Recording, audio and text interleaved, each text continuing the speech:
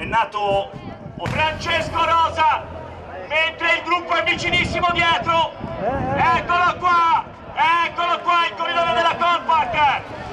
Ce la fa, bravissimo Francesco Rosa, coglie la vittoria più bella della sua carriera. Seconda posizione per Trosino, Mirko Trosino. Francesco Rosa, una vittoria importante, una sofferenza lunga, un giro, un grande successo. Sì, una sofferenza, ma devo dire che emozioni, che bello vincere così. Non ho mai vinto in solitaria nella mia carriera ciclistica. Vincere a Mercatale da solo è una cosa indescrivibile.